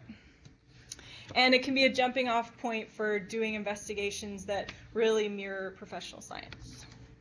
So the next slide is a sampling of citizen science projects. And again, you should have this, and you can Google any of these. You can even Google citizen science, and it's an easy way to just print out a data sheet and go out and collect the data. But the one I want to tell you about today is our Celebrate Urban Birds project with Cornell University. You can see this picture. The students do have binoculars, but I've done this plenty of times without binoculars, so it's not a tool that you need to have. This is just next slide, is a screenshot from one of our schools, and the little red location finders are all the places where that school has observed birds. And the instructions are pick a place to watch birds for 10 minutes. And then you have your little data sheet, and you mark off the birds you see in those 10 minutes, and then you report your observations online. And that is collecting authentic data that Cornell scientists need. I know 10 minutes can be a long time for middle school students, so we have some strategies to engage them. And if you do want to do this project on your own, contact me, and I'd be happy to talk to you about ways to keep middle school students, excited during those 10 minutes looking at birds. But then you can this is another screenshot, next slide, from their website. It shows a graph of all the different birds that these students have seen. You can see on the far right, they saw 7 rock pigeons, and a lot of students come to me and say, I I used to think rock pigeons were like rats, and now I'm like really like realizing that we're watching them for scientists, and they're important to know where they live. And so kind of it's cool to hear even leaders too being like, I used to hate pigeons and now I'm actually counting them. What the heck, Courtney? But it's really been a powerful experience for them to see that birds are everywhere and we can look at them in the schoolyard and give that data to the scientists. And then the final slide, or next slide, just as a fun picture online too of the badges that they get for submitting the data, and the little pictures of the birds become illuminated after you see every species. And you can see there's only about 16 or less birds that you're trying to look for every day. So you're not looking at every single bird you can see during that 10 minutes. It's just a limited number. And so this is just a way to engage students in doing science and after school. NASA also has a cloud project called So Cool, which we're using too, where you don't even need binoculars, you just look at the clouds. And that one's really fun too. So I really recommend these are ways tomorrow if you want to do authentic data collection with the students. Google these projects. You can print out a data sheet, take it outside, and then enter the data. Most of the sites do allow you to mail in the data sheets if you don't have access to the internet, but you can also enter it online. And that's just a picture of students helping to green an area that got excited after they did the bird observations. They wanted to create bird habitat in their schoolyard, so they got a grant to put a garden into their schoolyard.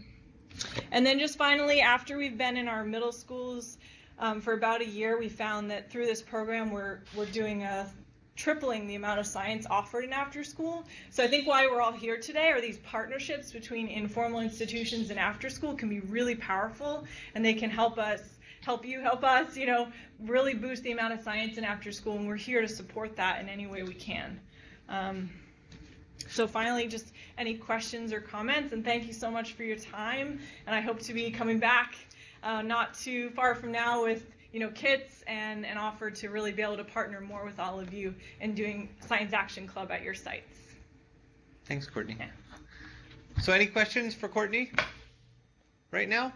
So before we turn it over to the host so that you can talk about some of what you've heard today and think about ways that you can integrate some of this going back into your programs, I wanted to let you know I can send out a link through Eventbrite, which is the system that you use to register, which will have links to all of the presentations that you saw today, the 4 presentations. They're too large to email, so it'll be a link to a site where you can access those presentations.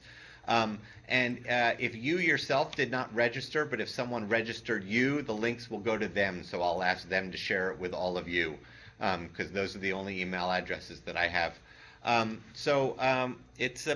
We have about 20 minutes left in our day today. We'll leave the video feed open, although we'll mute ourselves for a minute while we have our conversations here. And if you have any questions, all 4 of the presenters are still here in the room, and they'll stick around for a little bit longer. If you have any questions for them, please let us know. Otherwise, thanks everybody for your time today. And our next session is scheduled for Tuesday, May 7th. It's going to be about design challenge learning, which is similar to some of the stuff that you saw today, but a little bit different. And I'll be sending out more information about that in the near future.